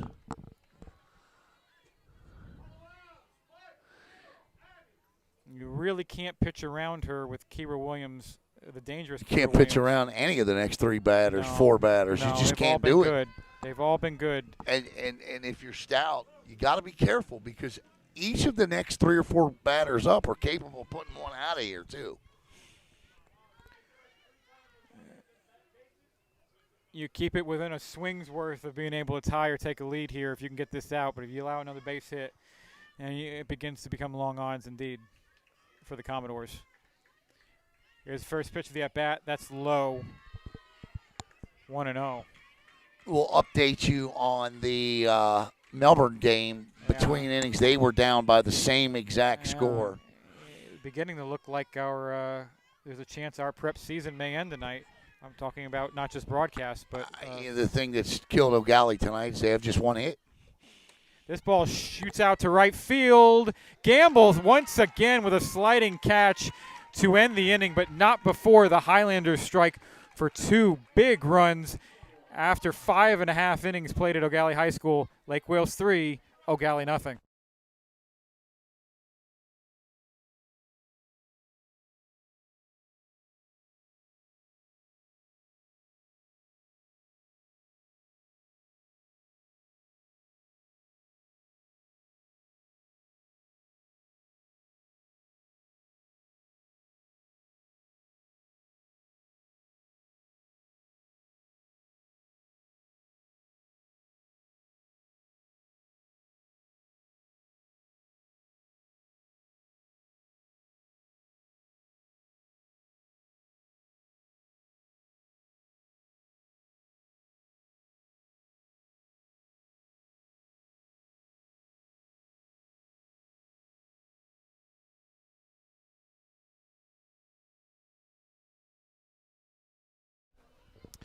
We're back. Oh, sorry. Go ahead, Alex. Yeah, I was just going to say, welcome back here to Commodores Softball Complex tonight. Right now, collectively, Brevard County teams are down 9-0. Bartow, the number 6 ranked team in the state, taking it to the number 9 or 8 ranked Melbourne Bulldogs. 6-0 right now, Chris. And unless Eau Gallie starts hitting the softball here, they could be in trouble. And here to take you through the bottom half of the 6th inning, Chris Bonanno. Yeah, there's got to be a sense of urgency here with the 3, 4, 5 hitters here for Eau Gallie potentially getting their last chances up at the plate. This is still doable, though. 3-0 sure is certainly doable for Eau Gallie. We've seen them put up big numbers throughout the year, and it's going to start here with Evie Martin, who's as good a hitter as any to start this off. Commodores held to just 1 hit tonight. That belongs to Abby LaTulip. Martin has gotten on base tonight, though. That first pitch is a strike to lead off the bottom half of the 6th inning. It's all about the base runners right now. We talked about Moneyball. It's just a walk is as good as a hit right now. The 0-1 bloop down the left field line. That's well foul, and now the count goes to 0-2. And this is where McBurrows has owned Eau Gallie tonight, deep in counts. 2 strike pitches tonight. She has really, since the 2nd inning, really been on top of it. The 0-2. That's low. Count is now 1-2. And we do want to say, just writing off that score update, if in fact Melbourne does go down, what a heck of a season Chris Cottrell and his team have had this year. No question. And we have already done our postseason baseball awards. We will have our postseason softball awards out over the weekend sometime. Martin stays alive on 1-2 as she fouls it off to the right side. I think right now, clearly our county player of the year is Lanya Ayala. Oh, she's a cheat code. She won the Triple Crown. She's a cheat code. I mean, you don't see a softball player win home runs, RBIs, and batting average. That's outside. The count will run to 2-2. It's really important, I think, for Eau Gallie to get a runner on here to start this inning. Spike Pecker is certainly going to get a really good look. That's low, and it's a full count. And this is a really big pitch, Alan. You get a runner on here. You get the enthusiasm going. You get this dugout going. You can hear him right now. Well, you got Ainsley Odell up. Yeah. Coming up next. Get So some power up with the runner on. Yeah. You go to work. But it doesn't work out that way. Swing and a miss for strike three. One down to the bottom of the sixth inning. The thing nobody's going to talk about is Williams behind the plate because that was a foul tip, strike three, and she hung on to that. Fantastic point by you, Alan. That was not an easy ball to catch right in the webbing of her glove. Yep. Snow coned it almost. And here is Ainsley Odell. It's a bit jarring to see the star-studded lineup held to one hit thus far. That ball taken high, 1-0. And Lake Wales got here with an 11-1 win over Satellite. The Commodores got here with a 5-2 win over Merritt Island over 2 days that concluded yesterday. The 1-0. That's low.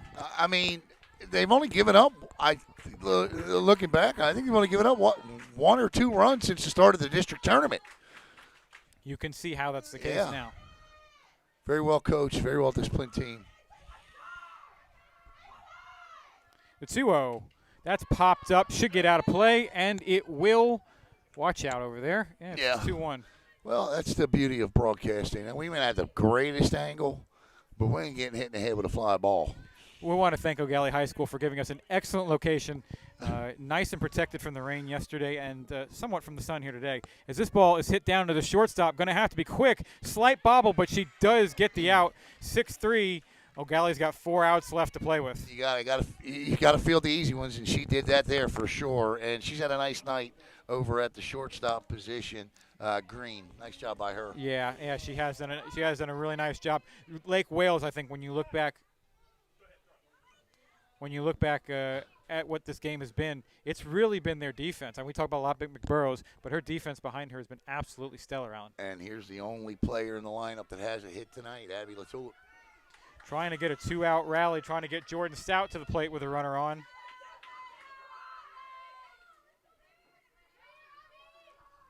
This ball is shot out to right field. Will it be caught? No, just between the second baseman and the right fielder. It's 0-1. I don't know if I got that on camera, but that's a strike. That wouldn't have been the easiest ball to track from this location. No, Alan. I couldn't see it. I just had to turn the camera. No, you're doing a it. fantastic I think job. I got it. I'm not sure, and I apologize to you at home if I didn't. The viewers in Brevard and Polk and wherever are lucky to have you here as we have the 0-1.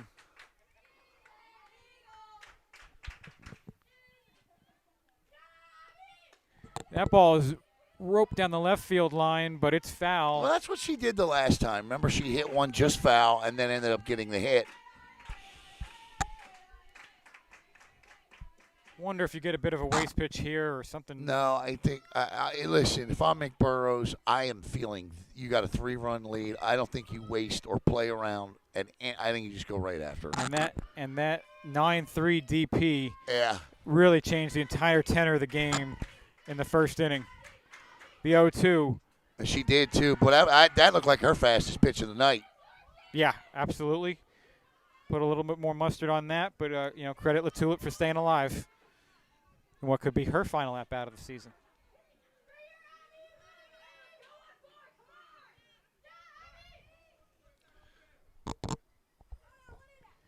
teams vying for a spot in the state Final Four. We've got a brief stoppage here. There's something on the field. There's a piece of a bag on the field, and That's a great eye, whoever picked that up from their dugout. yeah, they got better vision than I do. That's what Coach Paul just asked. How do you see that all the way over there? I still don't know what she picked That's up. tremendous as the sun is just about set here. 1 and 2. You know what I think he thought it looked like? It might have, the way the light was hitting it, it may have looked like a piece of glass from where he was That's standing. a good point by you. Yeah. And that's definitely cause for concern. Better to be safe than sorry here. I agree. Still 1 and 2. Latulip refusing to go down here. 1-2. That ball is put into play, golfed out to the shortstop, who makes the easy catch. And your score now after 6 innings, Lake Wales 3, Eau Gallie nothing. A little 4-iron shot there. We'll be back with the top of the 7th.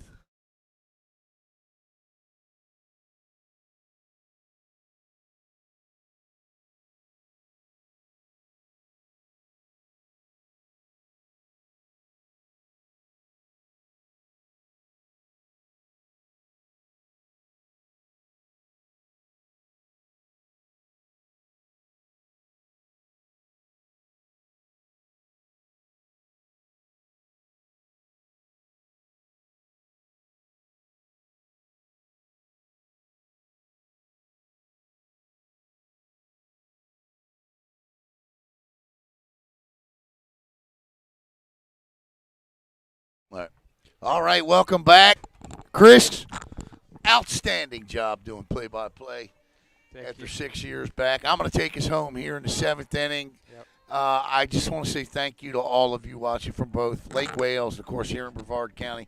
It's our final high school broadcast of the school season. It's always a sentimental moment for me because we do well over 200 broadcasts a year.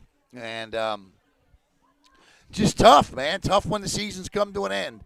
But here we are, 7th inning. Jordan Stout in the circle. And now 3-0. Eau Gallie trails the Highlanders' first pitch. Nearly took her head off for some reason. And up for Lake Wales is Kyra Williams. And Kyra tonight is 1 for 2. She's got a walk as well. Alan, the good news is you can start covering fall sports in late July. Yeah, that's exactly right. Maybe I'll play a little MLB 26 here for the next couple of weeks. There you go. Ground ball back to Stout quickly and over to Tepley. Now, what will happen is we'll transfer to a little bit of youth sports. We're going to do Flag Youth Football Super Bowl down at Bayside Saturday. We got 4 games to broadcast down there and some lacrosse, some summer league lacrosse coming up. That sounds like fun. And there's a ground ball to Leach over to first, 2 outs. So Gallie certainly wanting to get back to the bench and hit. Yeah, I do want to say I know we're going pretty quickly here through these outs, but Stout's defense has been really good tonight. A couple of really fine plays at second base. That was their easiest play of the night. That was Cockrell, by the way. I didn't have a chance to get it out of my mouth. We're just going. It's a conveyor belt here in this inning. Green steps in. Popped up and out of play. Well, we had a chance for 3 pitches, 3 outs there. We did. But, the immaculate inning is 3 strikeouts and 9 pitches. What's 3 outs? What do you call an inning where you get 3 outs and 3 pitches? Really quick. Really quick. Yeah. 2 outs, top of the 7th. Here's the pitch. High and tight, 1-1. Well, Gallie's going to have the bottom of the order up, too. So they got to figure out a way, like Merritt Island last night, can they figure out a way to get it to the top of the order? Yep. That's going to be the call. There's a little check swing, and that will be the 3rd and final out as Spike Peckert, hoping that's not the final defensive out of the season, as the Commodores will gather. We'll keep it here as we head to the bottom of the 7th inning. And Eau Gallie needs 4, 3 to extend the game, 4 to go to Boomba State Park. And, Chris, what a great performance tonight by McBurrows. Started rough. You know, it's it kind of reminds you of like some of the great pitchers. I'm reminded of I believe Pedro Martinez. It was like this. You got to get Pedro Martinez in the first inning, or else he really settles in. Kind of similar here. McBurrows was a bit on the ropes there in that first inning, first and third one out. You had the sacrifice fly, or the 9-3, I should say, would-be sacrifice fly. Eckert was thrown out at the plate, and ever since, and I completely agree with Eckert's decision to go. And ever since then, it's been the McBurrows show here. You have hit one hit a team that bats 358, 28 home runs, and then there you see the numbers on the screen of what the Commodores have done offensively this season coming into this one tonight. And you have one hit this team, and I got to tell you, heading into the seventh inning, that's a phenomenal job. With all of that said, the Commodores certainly have the bats to get what's needed here. Not saying they will, but they've got the bats to do it. Stout steps in. Jordan Stout now. The Commodores 3 outs away from the end of the season. Lake Wales 3 outs away from the Final Four. And Coach Mike Settle, career win 190 would be a beaut. Stout shows bunt. Pulls it back, and she will look at Steve Reich 1. The idea of this inning is to get Spike Eckert up. If she gets up, she's at least the tying run. Well, I think you're going to – are we at 2 strikes again? Yep, well, I guess we're not taking 2 strikes.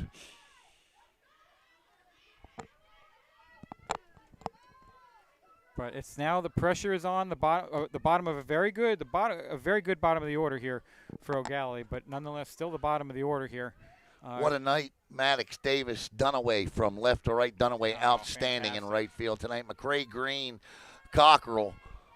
And the second baseman is number 5. That is Kylie Manning. Defense fantastic tonight. Ground ball to And shortstop, and it gets over her glove. And that's how rallies start. That's the first error of the night. And Chris jinxed them. I'm blaming you. You're welcome, Commodores. Right. One on, that and was, we should that get a courtesy runner. Yeah. And that'll bring up Leach. Yep. Hannah Leach with Izzy. We won't get a courtesy runner. Yeah, you don't need a bunt. You need base runners. Well, perhaps a courtesy. The would-be courtesy runner might be pinch hitting. That can't be. No. I'm trying spitballing here, unless you can't courtesy run for the pitcher. Well, no, you can. Normally you do. I don't understand why they're not. But anyway, that ball has popped up, and I don't think that's playable. No. That's going to be 1-1. So the Commodores with life, 1 on, nobody out. Hannah Leach at the plate. The Pasco Hernando State College commit now looks at 2-1. Be something if you could get the tying run to the plate with nobody out. And certainly we'd have some drama. Wouldn't it? Thank you. We saw that last night.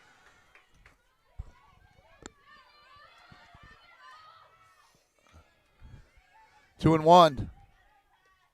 Swing and a miss. 2 balls and 2 strikes now to Leach. A little extra on that one for McBurrows. Yes, there was. 2-2.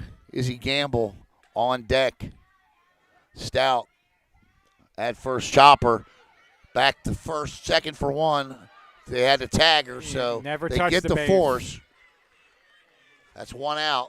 That's a heads-up play. They're not panicking after coming down, not on the base. Yeah. It's a really good play there, but I believe it was the second baseman. Man, throw could have went to center field. Listen, you talked about defense. They made the error there for Stout to get on, but that's a high IQ play right there. And they need one of the next 2 batters to get on to get Eckert to the plate as the tying run. Izzy Gamble at the dish, and Gamble late on that one, and it's 0-1, and McBurrows is McLocked in. You said it. The pitch popped out of play, and now Gamble in an 0-2 hole here with 1 out.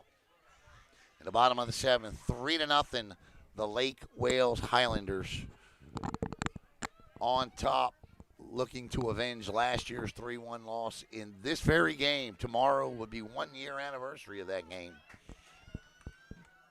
McBurrows to Gamble. The 0-2 is strike 3 looking, and the Commodores are down to their final out. Nice pitch right on the lower edge of the zone there. It was a strike. Probably could have went either way, but Yep. it's a tough pitch to take with 2 strikes. Now it's up to Callie McWilliams, who steps in. 2 outs.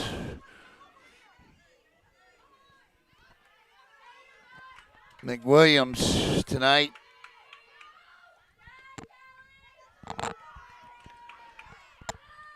She's more than capable over Oh, a she 300 certainly batting is. average here. 343 hitter going into last You night. get the top of the order up here, as we've been referring to. Spike Peckard on deck. If Callie can just get on, ball 1. And there's a ground ball. Second baseman flips. do it. And Lake Wales are 4A-2 region champs as they avenge last year's loss. The Commodores will end their season at 23-4. The Highlanders will move on to the 4A Final Four. And a big congratulations to head coach Mike Settle and company. Chris, your final takeaway tonight. I want to tip my cap to both teams. First, congratulations to Lake Wales, well deserving of advancing to the state Final Four. Eau Gallie's had a heck of a season. It's been well documented over the last 3 days we've been here. Just ran into a really good pitcher tonight and some really good defense. But it doesn't take away from the fact the Commodores had a fantastic season at 23-4. Just maybe came up a little bit short of where they wanted to go, but nothing to hang their heads about at all. No, 3 runs, 8 hits, no error. Well, 1 error for Lake Wales. No runs, just 2 hits. McBurrows held them 2. And 1 error for Eau Gallie. Our coastal strength and barbell player of the game tonight is undoubtedly Zamira McBurrows. You can't pick anybody else but her. You pitch a 2-hit shutout against this team. Yeah. You've got to be the player of the game. And this is where, honestly, it's really, really tough. This is the finality hits you. You know, I can speak to that as a former coach. The finale hits you right in this circle right now. Like, hey, this is our last game, and it's tough. But they should absolutely all hold their heads up high. Just a tremendous effort all season from Eau Gallie. Did the Space Coast proud. The seniors on this team: Hope Rodriguez, Ainsley Odell, Hannah Leach, Izzy Gamble, Ava Tepley, Jordan Stout, all very tough to replace. They all are outstanding softball players, have all played a tremendous role in the outstanding 4-year run of this program under Gabe Carride. 3rd straight regional final for Coach Carride. But the future is very bright for Eau Gallie. I mean, they're bringing back their leading hitter. 3, 4, 5 of their 7 leading hitters are bringing back. Yeah, I think you use a phrase here I see from time to time in your articles. They don't rebuild, they reload here in a program like this. And so expect them to do just that and expect them to be right back in the mix next year. Well, for all of you tonight, if you're watching from Lake Wales, good luck. Go get them. We'll be cheering you on. You knock us out, well, we're cheering you on now. So good luck. And here's hoping that the Highlanders can go get it done. Chris Bonanno, thank you very much. Once again, the box score 3-8-1, 0-2-1. The Lake Wales Highlanders are your Class 4A Region 2 champs. The Eau Gallie Commodore season comes to an end at 23-4. For Chris Bonanno, I'm Alan Slaughter-Zinski. This has been a presentation of the Brevard Sports Network. And we'll see you again real